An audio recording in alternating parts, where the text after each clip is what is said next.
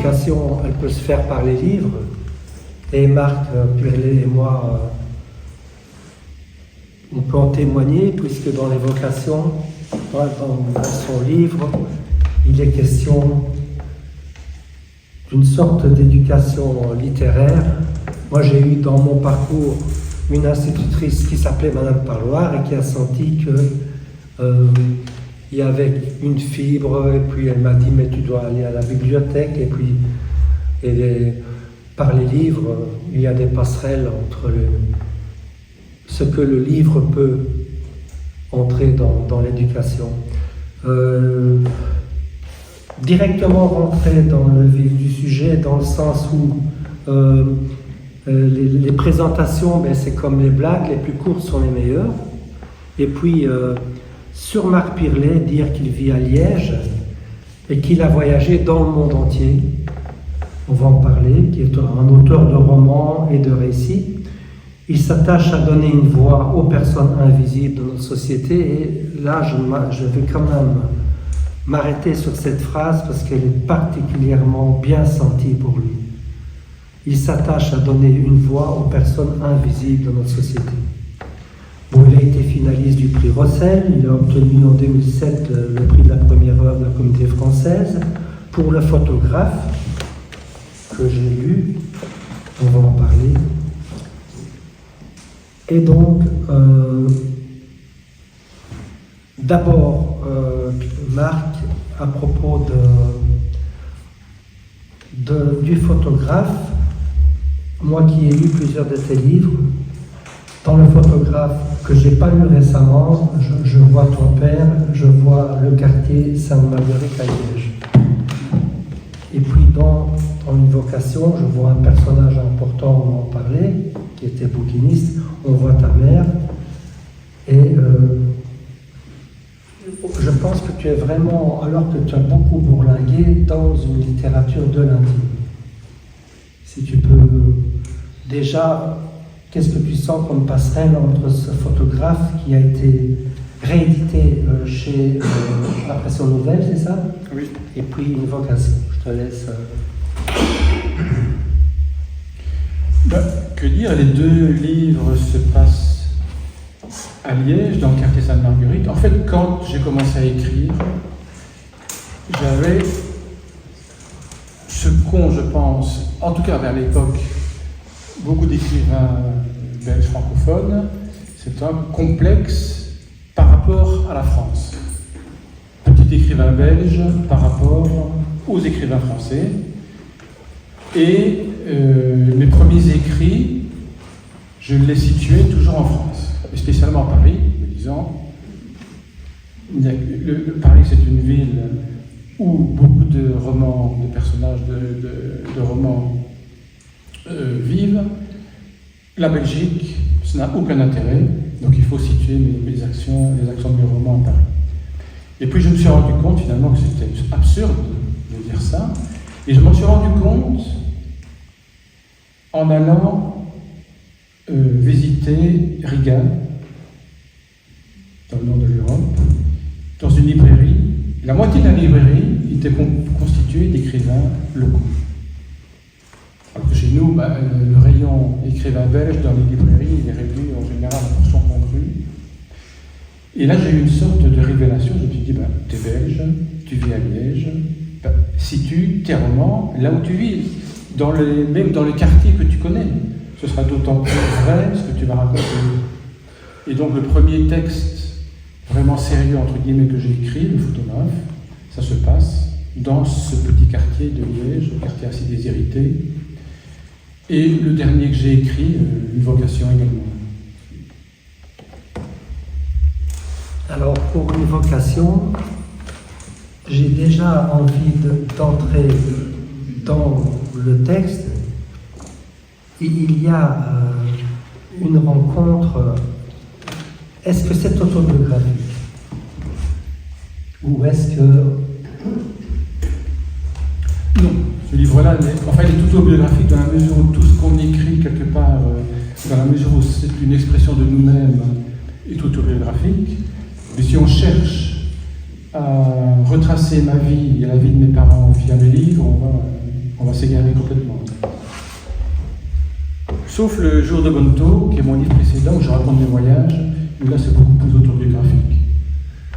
Justement, le jour de Bonto, c'est le livre qui est paru à Murmure des Soirs juste avant, que j'avais chroniqué pour ma lettre. Et c'est quand même une facette importante de ce que tu es, c'est d'avoir voyagé beaucoup en Amérique du Sud, mais je te laisse, et puis le chemin de Katmandou aussi. Et qu'est-ce que le joueur de Bonto vient puiser dans ton vécu personnel au niveau du voyage? En fait, j'ai voyagé pendant 5 ans avec mon sac à dos à une époque, donc il y a bien longtemps maintenant, à une époque où on parlait encore de routard. Maintenant, il existe toujours le guide de routard, c'est devenu un guide assez bourgeois, alors qu'à l'époque, le routard, c'était vraiment la personne qui voyageait en sac à dos avec quelques monnaies en poche, qui allait dormir dans les auberges de jeunesse, qui prenait les moyens de transport locaux. Et donc j'ai été, il y a bien longtemps, pendant 5 ans, à routard. Et je raconte quelques-unes de mes aventures dans le jour de Bonto. Et en fait, j'ai commencé à voyager pour sortir d'une espèce de dépression, dans la mesure où quand j'ai commencé à travailler, je me suis retrouvé à Charleroi, dans une ville que je ne connaissais absolument pas, et où j'étais seul, je ne connaissais personne. Le boulot que je faisais ne me plaisait pas du tout. Et j'ai glissé comme ça petit à petit dans je dirais une dépression, bien que je n'ai jamais été soigné, je n'ai jamais pris des antidépresseurs. Mais enfin, j'étais vraiment mal. Et j'ai trouvé comme thérapie, si je puis dire, de tout laisser tomber. Et donc j'ai pris mon sac à dos et puis je suis parti pendant des années voyager un peu partout dans le monde. Dans ton livre Une vocation, alors une vocation, tout le monde a une idée de ce que c'est une vocation, mais qu'est-ce que toi tu entends dans ton titre? En fait, dans le livre Une vocation, il y a 2 vocations. Il y a la vocation du personnage qui est présenté par le narrateur et qui est un libraire. Un libraire dont je me suis inspiré, qui a vraiment vécu dans le quartier Sainte-Marguerite. Ça, on le sent. Qui avait une bouquinerie, donc une librairie d'occasion, et qui ne vivait que pour et par les livres. Donc là, on peut parler d'une véritable vocation, puisque c'était vraiment l'obsession de sa vie depuis son adolescence. Alors il y a la vocation du narrateur, qui est moi en partie, mais qui est la vocation de la lecture. Parce que moi, depuis 12-13 ans, je suis un boulimique de lecture, et c'est vraiment une passion qui ne m'a jamais abandonné. Encore aujourd'hui, je continue à lire, et je lirai toute ma vie. Et ce qui est merveilleux dans la lecture, c'est qu'à tout âge de la vie, on découvre encore de nouveaux auteurs qui nous passionnent. Alors qu'on peut se dire, bon, moi j'ai 62 ans, tous les classiques, je les ai lus, et je découvre encore maintenant des auteurs dont je n'avais jamais entendu parler et que je trouve extraordinaires. Un exemple, j'ai découvert via Michel Lambert Alexandre Tisma, qui est un auteur serbe, dont les livres ne sont même plus publiés, mais enfin on les trouve encore sur le site de librairie d'occasion, sur le site de livres d'occasion. Et Lisa Alexandre Tisma, c'est un auteur génial. Et on se dit d'ailleurs, tiens, pourquoi est-ce qu'il n'est pas plus connu?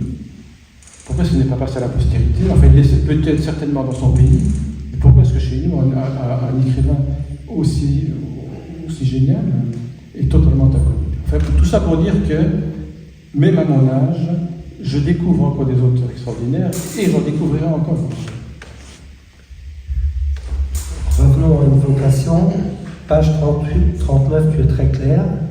Tu dis, si j'écrivais un livre sur cette période de ma vie qui durera quelques mois, je l'intitulerais La Passion Simenon. On est dans une maison où Simenon a sa place. Alors, est-ce que tu peux, sans trop déflorer le livre, qu'est-ce que le narrateur... Voilà, la passion Simenon, oui, c'est une passion, mais quelle importance Simenon a pour ton personnage? Simenon, c'est le grand auteur liégeois, évidemment, parce qu'il est né à Liège. Moi, c'est un auteur qui a été je l'ai découvert quand j'étais adolescent, et ça a vraiment été une drogue. Bon, il y a tous les Maigret, que tout le monde connaît, qui ont été souvent adaptés à la télévision, voire au cinéma, mais il y a toute une partie de l'œuvre de Simenon, ce qu'il appelait ses romans durs, qui est composé de dizaines et de dizaines de livres, qui sont, comme Simenon les appelait, des romans durs, désespérés souvent, qui présentent des personnages qui se révoltent contre la vie qu'ils ont, mais leur révolte les conduit dans des voies sans issue. Et donc, moi, c'est un auteur que j'ai adoré. Je parle de passion Simenon parce que j'ai vraiment eu une passion amoureuse pour Simenon, si je puis dire, intellectuellement en tout cas, et à tel point que j'ai dû m'en désintoxiquer. Et je me suis interdit de lire des Simenon pendant plusieurs années. C'est intéressant. Parce que j'en lisais un, puis j'en lisais un deuxième, et puis un troisième, un quatrième. Il n'y a plus que Simenon qui m'intéressait. Je me suis sevré de Simenon. Et aujourd'hui, enfin maintenant déjà depuis maintenant quelques années, j'ai commencé à en relire avec une petite déception, parce que maintenant je vois mieux les ficelles qu'il y a chez Simenon. Mais ça reste un auteur extraordinaire. Hein. Mais on sent quand même qu'il avait une technique, et on la retrouve dans tous ses livres. Moi, je dirais que mon Simenon à moi, c'est Henri De Luca, que j'ai le plus possible lu en italien, mais je ressens, après avoir tout lu, ses ficelles, tout en ayant beaucoup d'affection pour lui, et une espèce de camaraderie, mais ça, à un moment donné, c'est inévitable. Alors, je trouve que une vocation, je pense, que sa qualité première, c'est que c'est un livre vraiment attachant. Le personnage du bouquiniste, moi je m'y suis attaché. Et puis il y a, quand vous êtes un lecteur comme un autre, des surprises. Notamment, je me souviens de l'émotion que j'ai eue quand j'ai lu Le désert de Tartare de Buzzati, et tu le cites. Bon, moi je me souviens, je l'ai lu il y a quelques années, mais de ce désert, cette forteresse militaire oubliée, et puis les mirages. Enfin, si tu peux nous rafraîchir sur ce livre. Ben, le désert de Tartare, je dirais que c'est le livre de ma vie avec l'étranger de Camus. Enfin, en ce qui concerne le désert des Tartares, sans doute beaucoup d'entre vous l'ont lu, c'est un roman qui est d'abord en tant qu'histoire passionnant, oui. Mais c'est un livre qui contient un message très profond et qui, moi, m'a beaucoup influencé, puisque le personnage principal du livre, le lieutenant Drogo, il va rater sa vie parce qu'il va attendre toute sa vie un événement qui ne va jamais se produire, c'est-à-dire l'invasion de son pays par une armée étrangère et qui va lui donner l'occasion de devenir un héros. Et il va attendre, mais toute sa vie, et puis finalement il va tomber malade, il va mourir, et il ne sera jamais devenu un héros. Il l'aura simplement attendu. Et moi, ça m'a influencé, parce que je me suis dit, mais voilà, les choses ne tombent pas du ciel, il faut aller les chercher. C'est ce qui m'a donné le courage, à certains moments, quand j'étais dans cet état dépressif, de partir à l'aventure autour du monde. Parce que j'avais ça en moi depuis de nombreuses années, j'avais vraiment envie de découvrir le monde. Et je puis certifier que la lecture du livre de Dino Buzzati m'a poussé à le faire. Je ne suis pas sûr du tout que je l'aurais fait si je ne l'avais pas lu. Donc voilà l'importance que ce livre pour moi. Alors, derrière ma question, il y en avait une autre, mais qui est vraiment liée à une vocation, au livre dont on parle aujourd'hui. C'est important parce qu'il dit « En découvrant les espoirs et les tourments du lieutenant Drogo, je n'ai pas arrêté de penser à ma mère, et bien qu'il n'y eût rien de commun entre la forteresse des Tartares et la petite maison du quartier Sainte-Marguerite où nous habitions, j'ai réalisé que, comme lui, elle avait chéri un rêve qui s'était effondré. » Alors, sans trop en raconter sur ce livre qui se lit comme du Tiniel, qu'est-ce que tu exprimes dans ce passage sur ta mère? C'est le fait, comme dit le poète Romain Ionescu, car la vie est un bien perdu quand on n'a pas vécu comme on l'aurait voulu. Et pour le personnage de la mère dans le livre, aurait voulu être une artiste, une dessinatrice. Et les circonstances de la vie ont fait qu'elle n'a pas pu et qu'elle a été engluée dans une vie beaucoup plus dure, sans qu'elle puisse exprimer ses talents d'artiste. Et donc voilà, je pense qu'il y a plein de gens qui avaient un talent en eux, un talent qui ne se sont pas parvenus à développer, parce que la vie est comme ça, il faut de la chance, il faut de la persévérance, il faut plein de conditions pour nous amener là où nos rêves, là où on rêvait. Et bon, ça n'a pas été le cas du personnage du livre. Et bon, je ne vais pas parler de ma mère ici, mais pour en parler. Oui, ta mère d'ailleurs, là, c'est très bien dessiné dans le livre. Ne vois pas d'un bon œil ce bouquiniste qui n'était pas dans les critères qu'elle souhaite pour son petit garçon. Je trouve qu'il y a tout un jeu là qui est un des nœuds du livre. Elle ne voit pas d'un bon œil le fait qu'il entre, tout simplement qu'il entre dans cette bouquinerie qui n'est vraiment pas recommandable, qui est très poussiéreuse, avec un libraire qui est assez revêche. Mais ce qu'elle ne voit pas du tout non plus d'un bon œil, c'est que son fils passe sa vie dans les livres. Je pense qu'une mère, pour une mère, c'est quand même inquiétant. Une mère a envie que son fils utilise des liens sociaux, enfin, sorte avec les amis. Joue au foot dans la rue. Joue au foot, tout ça, et pas qu'il vive dans les livres. Enfin, il me semble, moi je n'ai pas d'enfant, donc je ne sais pas juger, mais il me semble que s'il y avait un fils qui reste cloîtré dans sa chambre à lire, je me poserais des questions. Oui. À propos d'un livre, je pense que tout le monde l'a lu, tu citais L'étranger de Camus. Il arrive quand dans ton parcours? Parce que moi, L'étranger de Camus, personnellement, quand je l'ai lu, je l'ai raté. J'avais pas je dirais, pour m'autocritiquer le niveau. Et puis, je me suis rendu compte qu'il y avait des couches dans qui continuent encore aujourd'hui à me parler, avec tout ce qui se passe. L'étranger de Camus, moi je l'ai lu, je devais avoir 17 ou 18 ans. Et donc moi je viens d'une famille traditionnelle, catholique. J'allais à la messe jusqu'à l'âge de 15 ans, je suis allé à la messe. J'avais pas de conversation avec mes parents dans les domaines philosophiques ou moraux. Donc je réfléchissais tout seul dans mon coin. Et je me disais, mais finalement, tout ce qu'on nous enseigne, la religion, la morale, ça repose sur quoi? Et en lisant L'étranger de Camus, j'ai découvert un personnage qui trouve le monde absurde. C'est-à-dire que pour lui, tout est absurde, rien n'a un fondement. Et ça m'a vraiment interpellé parce que c'est ce que je pensais à l'époque.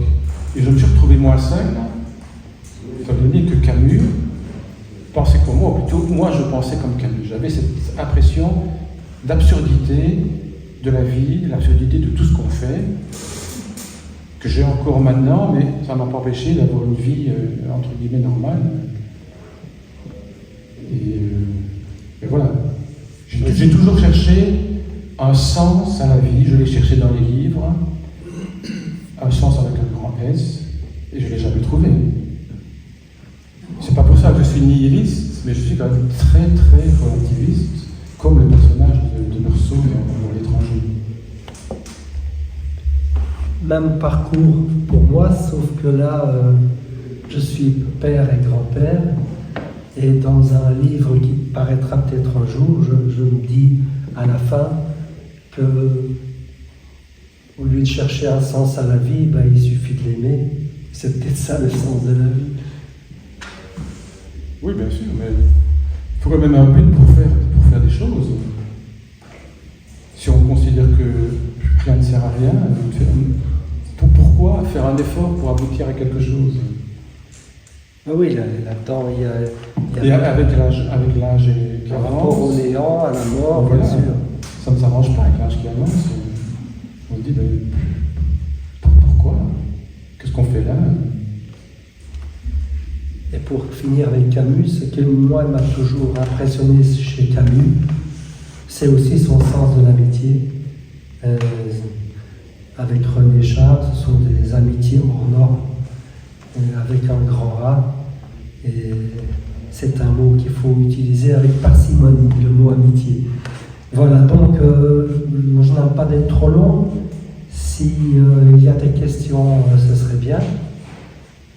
Je sais par exemple qu'une dame qui s'appelle Colette Frère a bien aimé ton livre, même plus que ça. Si tu pouvais un peu donner ton impression, puisque si nous avons ici 10 lecteurs d'un livre, ben, il y aura 10 avis différents. Donc moi j'ai exprimé le mien.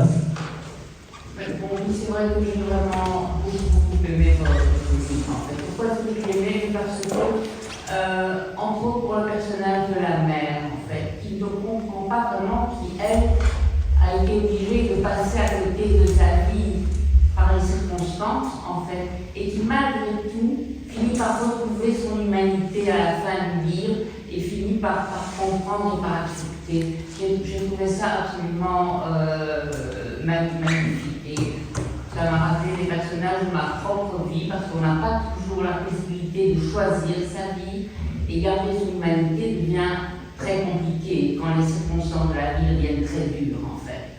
Et vous présentez un personnage magnifique.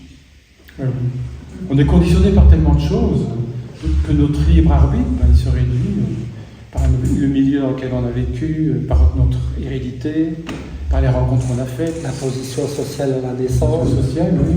Tout ça nous conditionne, mais notre choix, où est notre possibilité de choisir? Puisqu'on ne choisit pas qui on est. Vous voyez? Oui, et aussi, je pense que c'est le personnage du frère qui est très beau, parce que aussi, jusqu'à la fin, il va chercher à redresser sa vie qui n'est pas vraiment la meilleure. Et puis, à la fin, voilà, tout s'arrange, les choses, il trouve sa vie dans une famille, il ne ressemble pas du tout, mais il trouve sa vie. Quoi. Donc, c'est un livre qui est très dur, qui est noir tout au début, et qui finit vraiment magnifiquement bien. Sans être une fin un peu simpliste, pas du tout. Voilà. À force de lutte, les gens finissent par vivre, en fait. Oui, le personnage du frère, c'est ce que tu disais tout à l'heure. Il aime la vie. Oui. Il se contente de peu. Oui. Et ce qu'il fait, il aime le faire. Oui, c'est presque, par rapport à la narration, une contrebasse. Hein. Justement, il donne un autre tempo. Voilà, je pense qu'on peut en rester là.